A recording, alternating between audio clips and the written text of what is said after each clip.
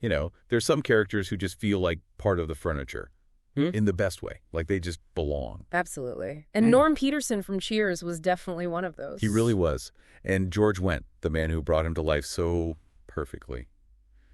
Well, sadly, we lost him just a couple of days ago, May 20th, 2025. He was 76. Yeah, really sad news. A true comedy legend.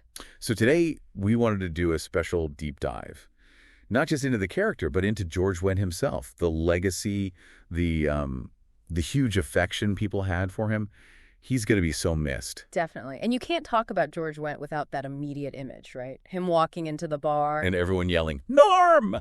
Exactly. That greeting, it became iconic, just instantly recognizable. Why do you think that one word resonated so much? I think it tapped into something universal. You know, that feeling of being welcomed, recognized, a place where everybody knows your name, literally. Right. And Norm embodied that. The beer-loving regular, always ready with a quip. And that massive tab he was always running at.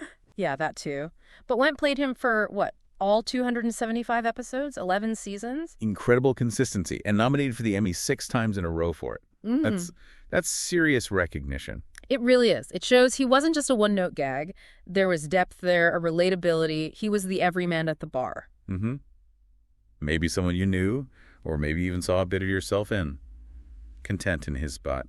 And those running gags never got old, did they? Oh, like Vera, his wife, who you never saw.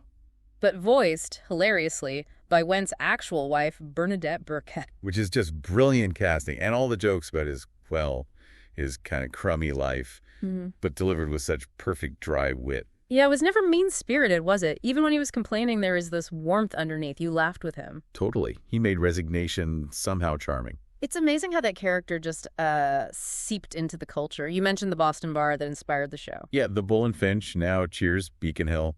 Apparently people are going there, sharing memories, raising a glass. A real cheers for Norm.